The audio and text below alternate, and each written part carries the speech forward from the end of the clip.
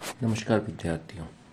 पिछले व्याख्यान में हमने खिलजी क्रांति और खिलजी राजवंश की बात की। अब हम इसी को विस्तार देते हुए खिलजी सुल्तानों और विशेषकर फिरोज खिलजी के बारे में आज बात करेंगे। इल्बारी सुल्तानों के बाद दिल्ली सल्तनत में खिलजी सुल्तानों का प्रभुत्व रहा और इन खिलजियों के अधीन दिल्ली सल्तनत का अभूतपूर्व विस्तार भी हुआ। विशेषकर अलाउद्दीन खिलजी के शासनकाल में तो जीतों की या विजयों की एक श्रृंखला से शुरू हुई और भारत देश के सुदूरतम भागों में मुस्लिम सेनाएं गई। खिलजियों के शासनकाल में अनेक सुधार कार्य भी हुए और ये सुधार कार्य मध्यकाल में अभूतपूर्व प्रयोग कहे जा सकते हैं। खिलजी राजवंश में मुख्यतः निम्नलिखित सुल्तान हुए। पहला जलालुद्दीन फिरोज खिलजी, जिसका शासनकाल था 1290 से लेके 1296 ईस्वी। और दूसरा जो व्यक्ति थे वो थे अलाउद्दीन खिलजी, जिनका शासनकाल 1296 ईस्वी से लेके 1316 ईस्वी तक रहा। उसके बाद तीन छुटपुट शासक खिलजी राजवंश में हुए, जिनमें पहले थे शहाबुद्दीन उमर 1316 ईस्वी, कुतुबुद्दीन मुबारक शाह 1316 से 1320 ईस्वी और नसरुद्दीन खुसरो 1320 ईस्वी। तो आज जैसा कि हमने पहले बात की, हम बात करेंगे जलालुद्दीन फिरोज खिलजी के बारे में। आपके द्वितीय वर्ष के पाठ्यक्रम में ये जलालुद्दीन फिरोज खिलजी जो है, इनको खिलजी राजवंश के अंतर्गत सिलेबस में दिया गया है, लेकिन इनका ज़्यादा विस्तृत वर्णन उसमें नहीं अलग से लिखा हुआ, इसलिए हम इसको शॉर्ट में या संक्षिप्त रूप में इसको हम देखेंगे। तो जलालुद्दीन फिरोज खिलजी का जो नाम था, जलालुद्दीन इनका नाम था फिरोज, मलिक फिरोज, और ये 13 जून 1290 को सुल्तान जलालुद्दीन फिरोज शाह खिलजी की पदवी धारण करके सिंहासनरूढ़ हुए थे या राजगद्दी पर बैठे थे। और इन्होंने अपना राज्याभिषेक किलीगुड़ी में कराया था और इसी को अपनी राजधानी बनाया। कुछ कारण ऐसे रहे जिससे जलालुद्दीन खिलजी पुरानी दिल्ली में प्रवेश करने का साहस नहीं कर पाए, और ये कारण थे कि चूंकि जलालुद्दीन ने अपना शासन बलबन के पौत्रों से प्राप्त किया था, या गुलाम वंश का अंत करके उन्होंने अपना शासन प्राप्त करके नए राजवंश की नींव डाली थी, तो अधिकांश दिल्ली वासी जो थे और जो तुर्क सरदार थे, उनका जलालुद्दीन के प्रति दुर्भाव बना हुआ था और वो बलबन के वंश के आकस्मिक समाप्ति को या परिवर्तन को सहन नहीं कर पा रहे थे। पहले भी मैंने आपको बताया कि जलालुद्दीन खिलजी ने जब शासन प्राप्त किया तो दिल्ली की जनता ने विरोध कर उनका किया। दूसरा था कि चूंकि जलालुद्दीन के द्वारा कैकूबात और क्यूमर्स का वध करके सत्या हत्याई गई थी, इसलिए लोगों में असंतोष था, जिसका डर जलालुद्दीन के मन में था। तीसरी बात थी कि चूंकि जलालुद्दीन पहले कैकूबात सुल्तान के अधीन युद्ध मंत्री या शाइस्ता खां की उपाधि प्राप्त था, अतः जो लोग जो अमीर उसके बराबर के थे या उसे ऊंचे पद पे थे, वो जलालुद्दीन को सुल्तान स्वीकार करने के लिए तैयार नहीं थे। चौथी बात ये थी कि जलालुद्दीन का राजवंश नया था, तो उनकी प्रतिष्ठा दिल्ली में नहीं थी। और जो सबसे महत्वपूर्ण बात थी वो ये थी कि दिल्ली के लोगों में ये भ्रम था कि जलालुद्दीन जो हैं वो तुर्क नहीं है बल्कि अफ़गान है, और दिल्ली के नागरिक और तुर्की अमीरों का विचार था कि केवल तुर्क ही सुल्तान बनने के या सुल्तान पद की प्राप्ति के अधिकारी हैं। तो ये सब कारण थे जिनकी वजह से जलालुद्दीन खिलजी दिल्ली में नहीं जा पाए। उन्होंने किलीगुड़ी नामक नगर को ही नवीन राजधानी बनाया और वहाँ पर ही उन्होंने महल, उद्यान, बाजार आदि बनवाए।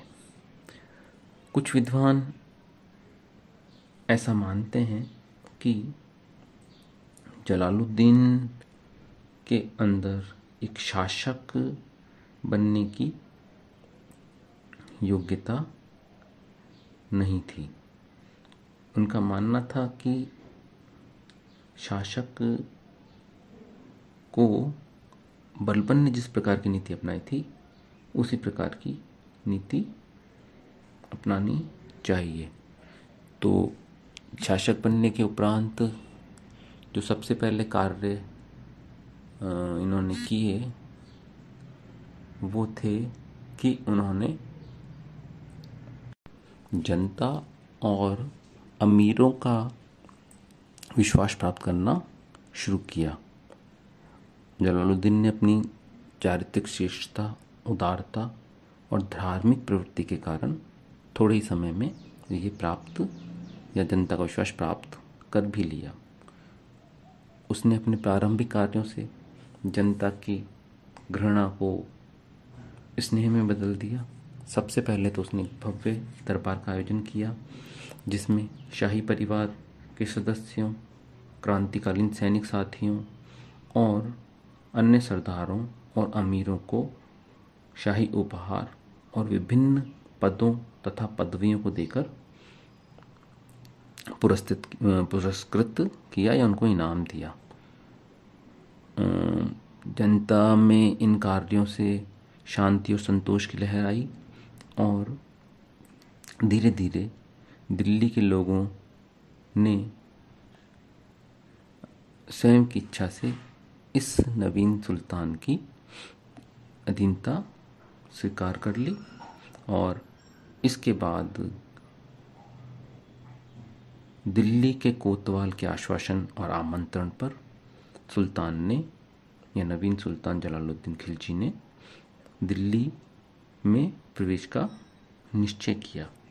कहते हैं कि जब वो दिल्ली में गया तो बड़ा ही भावुक हो गया और बलबन के महल के सामने घोड़े से उतर के उसने सिर झुकाया और बिल्कुल वैसे उसने सिर झुकाया जैसे वो बलबन के समय में झुकाया करता था। महल में प्रवेश करते समय बलबन को और उसके वंश को याद करके आंसू बहाने लगा और कहा कि मैं इस सिंहासन पे जिस पे कि बलबन महान बैठा करते थे बैठने के योग्य नहीं हूँ।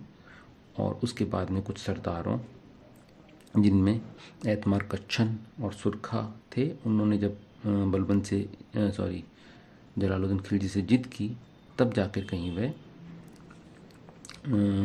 राजपथ पर बैठने के लिए तैयार हुआ। और दिल्ली के जो लोग थे और जो बड़े बूढ़े थे, जो युवा सरदार थे, जो सरदार थे, वो इस बात से बड़े प्रभावित हुए। तो इस प्रकार जलालुद्दीन खिलजी ने शासक बनने के बाद में दिल्ली में प्रवेश किया और अब दिल्ली की जनता ने उसको अपना शासक स्वीकार कर लिया। शासक बनने के बाद में बलबन ने जिस नीति का अनुसरण किया वो नीति बहुत ही उदार नीति थी। जिस समय जलालुद्दीन शासक बना उस समय उसकी आयु लगभग 70 वर्ष की थी और सभी जानते हैं हम कि उसने एक सैनिक के रूप में अपना जीवन प्रारंभ किया और वीरता और सेवाओं के बल पर ही वह खिलजी सरदारों का नेता बना और अंत में सुल्तान पद को उसने प्राप्त किया। कुछ विद्वान कहते हैं कि दिल्ली का शासक बनने पर वो बहुत ही कमज़ोर और अयोग्य शासक प्रमाणित हुआ, क्योंकि उसने खून और तलवार की नीति जो उस समय की दिल्ली की या दिल्ली सल्तनत के लिए आवश्यक थी, उसको उसने छोड़ दिया। और इन विद्वानों का मानना था कि केवल सैनिक शक्ति के बल पर ही या क्रूर नीति के बल पर ही सुल्तान दिल्ली के शासन की या सिंहासन की रक्षा कर सकता है। लेकिन जलालुद्दीन ने ऐसा व्यवहार प्रदर्शित नहीं किया और सुल्तान बनते ही उसने एक भद्र पुरुष की भांति या एक पवित्र सुल्तान की भांति या पवित्र मुसलमान की भांति आचरण करना प्रारंभ किया। और इस व्यवहार के कारण कुछ अमीर या कुछ विद्वान मानते हैं कि जलालुद्दीन जो था वो सुल्तान बनने के योग्य नहीं था। लेकिन डॉक्टर पांडे ने अपने तर्कों के द्वारा इस बात को सिद्ध करने का प्रयास किया है कि जलालुद्दीन की जो नीति है वो ऐसा उसमें कुछ भी नहीं है कि वो सुल्तान बनने के लिए लायक नहीं था। अपने तर्क देते हुए कहते हैं कि जलालुद्दीन ने यद्यपि पाशविक ढंग से या कठोरता से शासन नहीं किया और उसने क्षमा और भविष्य में सुधरने की प्रेरणा देकर लोगों के साथ में डील किया या विद्रोहियों के साथ में डील किया, लेकिन वो अपनी नीति में पूर्णतः सफल रहा। क्यों? क्योंकि हम ऐसा कहीं भी उदाहरण नहीं पाते हैं कि जब जलालुद्दीन खिलजी के द्वारा सुधरने का मौका दिए गए अमीरों ने पुनः कोई विद्रोह किया हो। और ये बात भी हमें ध्यान रखनी चाहिए कि जलालुद्दीन को इन विद्रोहों का समय पर या समय से पहले ही पता चल जाता था और उसके समय में कोई विद्रोह सफल भी नहीं हुआ। अब हम बात करते हैं कि जलालुद्दीन के समय की महत्वपूर्ण नीतियाँ क्या हैं या उसके समय की महत्वपूर्ण घटनाएं क्या हैं। तो इन नीतियों को या इन घटनाओं को हम 3-4 भागों में बांट सकते हैं। पहला जो है वो है कि जलालुद्दीन ने सरदारों या अमीरों के प्रति क्या नीति अपनाई। दूसरी जो महत्वपूर्ण घटना उसके समय की है वो है मलिक छज्जू का विद्रोह, जो कि 1290 में हुआ। तीसरी महत्वपूर्ण घटना उसके समय की है वो है ठगों का दमन। और चौथी महत्वपूर्ण घटना उसके समय की है वो है सीती मौला का विद्रोह। इसके अलावा उसके समय में एक रणथंबोर आक्रमण किया गया और मंगोलों के विरुद्ध भी एक अभियान किया गया। इन घटनाओं से जलालुद्दीन खिलजी सीधे संबंधित था और उसके अलावा उसके समय की या उसके शासनकाल की जो महत्वपूर्ण घटना है वो है दिल्ली के सुल्तानों द्वारा दक्षिण में आक्रमण करना। पर ये जो आक्रमण था ये सीधा जलालुद्दीन खिलजी ने नहीं किया था, बल्कि इस आक्रमण का सूत्रधार था वो जलालुद्दीन का भतीजा या जलालुद्दीन के एक प्रांत का सरदार अलाउद्दीन खिलजी था। उसने जलालुद्दीन के काल में भिलसा या देवगिरी पर